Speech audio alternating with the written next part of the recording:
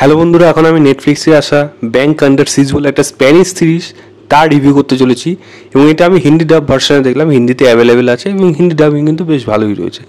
এই গল্পটা যদি বলি, 1981-এ স্পেনে একটা ঘটনা ঘটেছিল। একটা ব্যাংকে 11 জন ডাকাত এসেছিল এবং তারা কিছু উদ্দেশ্যে সেখানে ব্যাংক ডাকাতি করতে এসেছিল। এবার উদ্দেশ্যটা কী, এতে এর পেছনে কী কারণ আছে, কেনই তারা ব্যাংক ডাকাতি করতে আসলো এবং ব্যাংক ডাকাতি করার পেছনে তারা কি আলটিমেটলি সফল হয়েছিল নাকি তারা ধরা পড়ে গেছিলো, এবং শেষে তাদের মধ্যে কী হয়েছিল এবং এর মাঝখানে স্পেনের পলিটিক্স কীভাবে ইনভলভ আছে, এর থেকে বেশি জানতে হলে আপনাকে নেটফ্লিক্সে গিয়ে এই সিরিজটা দেখতে হবে। 5খানা এপিসোড আছে, 36 মিনিট সবথেকে কম, এবং লাস্ট এপিসোড 36 থেকে 40 মিনিট এপিসোড এবং লাস্ট এপিসোডটা 54 মিনিটে।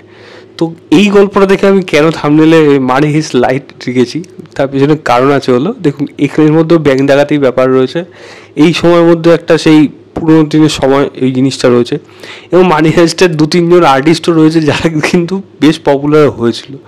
এক তো রিও, আপনারা যারা মনে রেখেছেন, খুব নাম মিগুয়েল সামথিং কিছু একটা নাম ছিল, অরিজিনাল নাম, তারপর ক্যারেক্টারটার নাম ছিল রিও, সে এখানে রয়েছে। বোগোটাকে সেখানে মানি হাইস্টে ছিল বোগোটা, তাকে আপনারা এখানে দেখতে পারবেন। এবং ওই মেয়েটি ছিল যে ব্রিটিশ অ্যাম্বাসেডারের মেয়ে ছিল, যাকে হস্টেজ করে রাখা হয়েছিল, অ্যালিসন পার্কার বলে নাম ছিল মেয়েটা অরিজিনাল নাম হলো মারিয়া পেড্রাজা, সে আছে এখানে। এবং গল্পের মধ্যে সেই ব্যাংক ডাকাতির ব্যাপারটা রয়েছে, এর জন্য আমি এটা মানি হাইস্ট লাইট রেখেছি। বাট আলটিমেটলি সেটা হলো, সেটা কিন্তু একেবারেই না। কেন, তার পিছনে কারণ আছে। সিরিজের মধ্যে বেশ কিছু ভালো দিক আছে এবং পারফরমেন্স এখানে ভালো লাগে। বোগোটা বলে যিনি আছেন তার পারফরমেন্স ভালো লাগবে আপনার।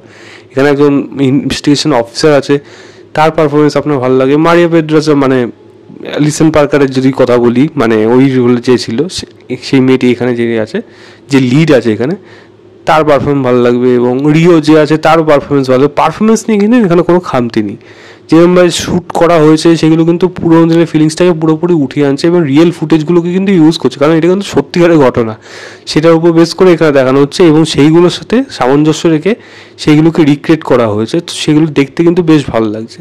ব্যাকগ্রাউন্ড মিউজিকেও প্রশংসা করা যায়, সেগুলো কিন্তু বেশ ভালো। এবং ব্যাংক ডাকাতির পেছনে যে কী কারণ রয়েছে সেটা কিন্তু যে পুরোপুরি যে স্বচ্ছ আমি বলবো না, বাট আমি বলবো একটা আমি এক্সপেকটেশন নিয়ে দেখা শুরু করেছিলাম হয়তো মানি হাইস্টের মতোই যাবে মাছ, সেটা কিন্তু যায়নি। তার পেছনে অন্য কোনো উদ্দেশ্য ছিল, যেহেতু এইসব গল্প স্পেনের পলিটিক্স এইসব ব্যাপারে তো আমার সেরকম কোনো আইডিয়া নেই, তো সেখান থেকে আমার কাছে এই গল্পটা হিসেবে কিন্তু সেই জিনিসটার মধ্যে একটা নতুনত্ব আমি পেয়েছি। তবে হ্যাঁ, সিরিজটা কি আলটিমেটলি ভালো সেটা কিন্তু না। দেখুন, সিরিজটা শুরু হয় বেশ ভালোভাবে, একটা ইন্টারেস্টিং এলিমেন্ট, দারুণ একটা হচ্ছে, মানি হাইস্টের মতো হয়তো আবার দেখছি সেই স্প্যানিশ শো ওরকমই দেখছি, বাট না, সেরকম না। সিরিজটা শুরু হয়, মাঝখানে গিয়ে ধাপ করে আবার পরে 2 নম্বর এপিসোড 3 নম্বর এপিসোডে একটু লুপ ব্রেক হয়, 4 নম্বর এপিসোডে একটু জাম্প হয়, বা 5 নম্বর এপিসোডে একটু আবার বেশি জাম্প হয়। তো আপস অ্যান্ড ডাউন কিন্তু এই সিরিজটার মধ্যে রয়েছে, যেটা কিন্তু আপনার পুরোপুরি অ্যাটেনশন ধরে রাখবে তা কিন্তু না, একটু হলে কিন্তু ড্র্যাগ হয়েছে আমার কিন্তু মনে হয়েছে এই সিরিজটা দেখে। এবং আরেকটা জিনিস শুধু এই গল্পের মধ্যে এই ক্যারেক্টার ডাইমেনশন, বিশেষ করে এই যে বোগোটা যে বললো এই ক্যারেক্টার, সে একদম মারিয়া পেড্রাজা যে রিপোর্টিং করছে, তাদের মধ্যে এমন একটা সম্পর্ক দেখানো হচ্ছে যেটা হয়তো কাইন্ড অফ একটা বাবা মেয়ের জন্য সম্পর্ক। বাট বোগোটার একটা পার্সোনাল স্টোরি আছে, এবং মারিয়া পেড্রাজা তারও একটা পার্সোনাল স্টোরি আছে, বা সেইগুলোর দিকে যেরকমভাবে দেখানো হয়েছে আমার মনে হয় সেটা যথেষ্ট হয়নি।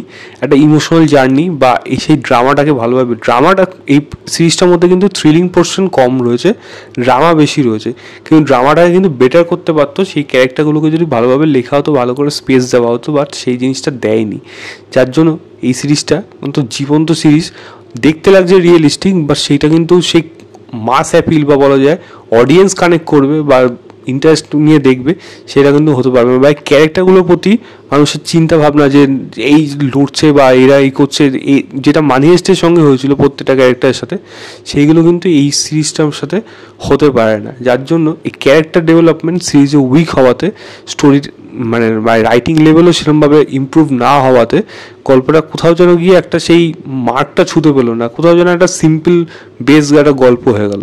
এবং ক্লাইম্যাক্সের যদি কথা বলি, ক্লাইম্যাক্সটা যেরকম শেষ করা হয়েছে, আশা করছিলাম হয়তো কিছু এমন কিছু থাকবে যেটা হেভি কিছু লাগবে, বাট সেটা কিন্তু ততটাও ইমপ্রেসিভ না, যার জন্য ক্লাইম্যাক্সটা আমি যে খুব ভালো হয়েছে সেটাও আমি এখানে বলতে পারবো না।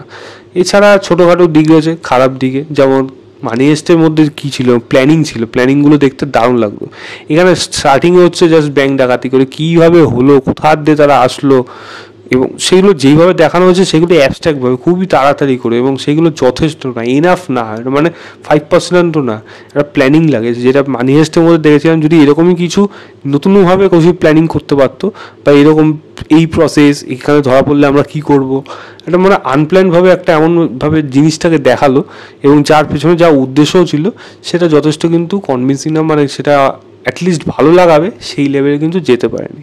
তো আমার কাছে এই সিরিজটা একটা ওয়ান টাইম ওয়াচ হিসাবে আমি এটাকে একটা অ্যাভারেজ শো বলবো, কি অ্যাবোভ অ্যাভারেজ শো বলবো। আমি ম্যাক্সিমাম এই শোটাকে 2.5 কি 2.75 দেবো, আউট অফ 5 বলবো। একবার নেটফ্লিক্সে গিয়ে দেখুন, টাইম পাস হিসাবে দেখতে পারেন। সিজন 1 বলছে, কিন্তু গল্পটা আমার মনে হয় এর মধ্যে শেষ করেছে, সিজন 2 এর মধ্যে আনবে না।